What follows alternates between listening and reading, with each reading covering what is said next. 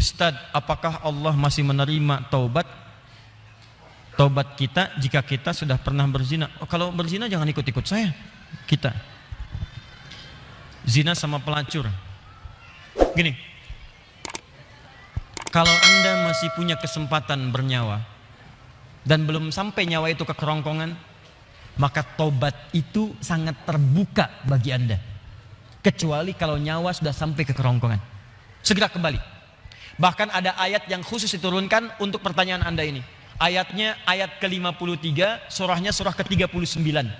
Ayat itu diturunkan untuk menjawab seseorang yang terlibat dengan pertanyaan Anda seperti ini dan dia mau tobat. Maka Allah turunkan ayat kuliah ibadiyalladzina asrafu ala anfusihim la taqnatu min rahmatillah. Katakan Muhammad pada hamba-hambaku yang telah berbuat israf. Di antara israf yang mengerjakan perbuatan dosa besar. Dosa besar di antaranya zina. Ketika dikerjakan seperti itu dia mau tobat. Kata Allah, ayo tobat, jangan putus asa dari rahmat Allah Subhanahu wa taala. Kenapa ada kalimat jangan putus asa? Karena orang kalau berbuat dosa besar, setannya lebih mudah menjerumuskan dia. Karena akan dibuat kalimat-kalimat dalam dirinya seakan-akan mencegah dia untuk bertobat. Sudah, dosa kamu berbuat sudah begitu besar, nggak ada kesempatan untuk bertobat lagi. Sudah, kamu sudah terlanjur basah, berenang sekalian, tinggalkan perbuatan yang ini. Kamu medannya di sini, kamu dunianya di sini. Kata Allah, itu semua tidak benar. Saya itu adalah Tuhan rahmat, bukan Tuhan ghadab. Rahmat saya melebihi ghadab yang ada dalam diri saya. Maka rahmat itu manfaatkan. Tobat. Ayo tobat. Saya katakan, jangankan Anda, pelacurnya pun, maaf ya, duhai perempuan-perempuan dimanapun Anda berada yang terjebak dalam pengaruh setan untuk menjajakkan dirinya sehingga disebut dengan pelacur. Maaf, saya tidak ingin memperindah bahasa ini. Saya tegaskan pada Anda ya, kalau maksiat itu istilahnya jangan dibikin sopan. Kalau dibikin sopan nanti bangga tampilannya. Maaf, koruptor maling. Ketika dibuat koruptor, dipakein jaket kuning, cuma pakai jaket, masya Allah, enak banget senyum-senyum bawa tas. Kontingen koruptor Indonesia bawa tas, senyum, foto-foto, bilang maling. Samakan dengan ayam. Kenapa orang pencuri ayam disebut maling? Pencuri uang ratusan miliar triliun disebut dengan koruptor. Walaupun mungkin maknanya berbeda, tapi kalimatnya diperindah. Maaf, perempuan menjajakan diri di malam hari jangan disebut kupu-kupu, nggak ada hubungan. Kupu-kupu aja nggak begitu. Ya, sebut aja dengan bahasa yang menjijikkan itu sehingga orang menjauhinya. Pelacur, selesai. Laki-lakinya apa? Jangan dipersempit. Buaya aja nggak begitu. Udah sebut aja misalnya pria jahat, pria buruk, pria pezina, selesai. Tuh pria pezina tuh, bukan itu hidung belang, hidungnya sama, nggak belang dia. Katakan pezina. Begitu disebut pezina, dia akan menjauhi perbuatan itu. Ayo, tempat-tempat zina, sebut aja begitu. Ya, jangan disebut dengan kalimat-kalimat yang indah. Begitu disebut dengan kalimat yang indah, seakan-akan perbuatan itu menjadi baik. Teruskan. Pernah dengar tentang hadis ini? Seorang pelacur memberikan air, minuman kepada seekor anjing. Ketika diberikan itu tiba-tiba keluar firman-Nya, dengan segala keikhlasannya dia masuk ke dalam surga. Pernah dengar hadis itu? Jangan salah baca. Kalau salah baca nanti, jadi pelacur aja bisa masuk surga. Cukup cari anjing aja, anjing kasih minum surga. Kalau seperti itu enak banget. Bukan, cara bacanya adalah ketika dia memberi minuman itu, dia sadar dengan dirinya. Ini anjing aja hewan najis, disebut najis, keadaannya terhina, diberikan minuman, tiba-tiba dia bisa berubah beraktivitas dengan cara yang baik. Saya manusia, bukan hewan. Walaupun saya melakukan perbuatan hina, kenapa saya tidak berubah seperti anjing ini punya energi?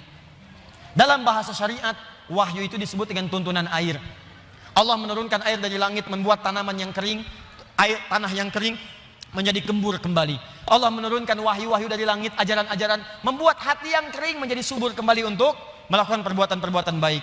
Sadar dia dengan perbuatan itu, bertobat dirinya. Taubat itu yang menggugurkan dosanya, berubah jadi beramal soleh. Amal solehnya yang menjadikan dia terjamin surga di sisi Allah Subhanahu wa taala.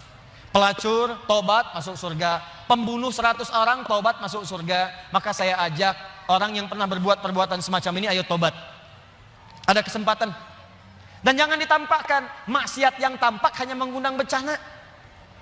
Ini sekarang ini sudah banyak nih. Saya perhatikan orang bangga berbuat maksiat. Awas, hati-hati. Homoseksual, lesbian, LGBT, macam-macam sudah bangga bikin kontes, bikin macam-macam, ngundang musibah tuh. ngundang musibah. Dan kita doakan, kita ajak mereka dakwahi dengan lembut supaya meninggalkan perbuatan-perbuatannya. Doakan Pak, dalam malam kesempatan hari doa, istighfar. Karena istighfar itu diantaranya bisa menahan murka Allah Subhanahu Wa Taala. Wa ma kana Allahu liyu'adzibahum wa anta fihim. Muhammad, sepanjang kamu hidup mereka tidak akan pernah saya azab. Kalimatnya fiil. Tapi ketika nabinya meninggal, wa ma kana Allahu mu'adzibahum wa hum yastaghfirun. Kenapa yang pertama kata kerja, yang kedua kata benda?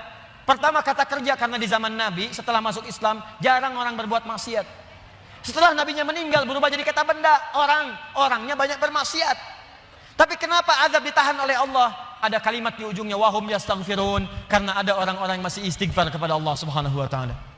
Kita berdoa malam. Ya, bikin programnya.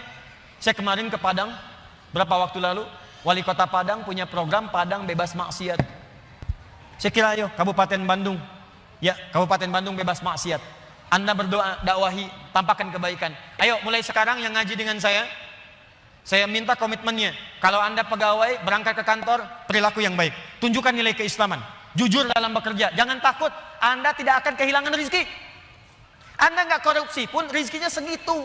Anda korupsi rezekinya nggak nambah segitu juga. Jadi kalau Anda bisa dapatkan yang halal, kenapa mencari dengan yang haram? Nggak usah, yang baik-baik aja, rezeki Anda sudah terjamin. Demi Allah saya katakan, kelihatannya banyak, cuman segitu juga.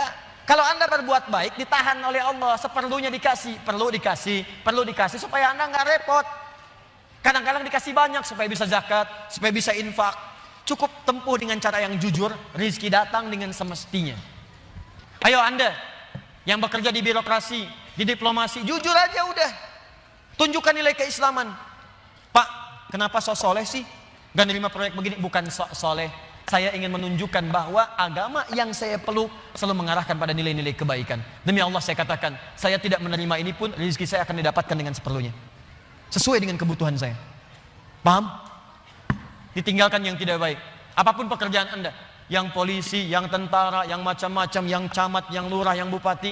Ayo, kalau Anda merasa mengaji dengan kami, tunjukkan bahwa apa yang kita pelajari bisa dipraktekkan dalam kehidupan.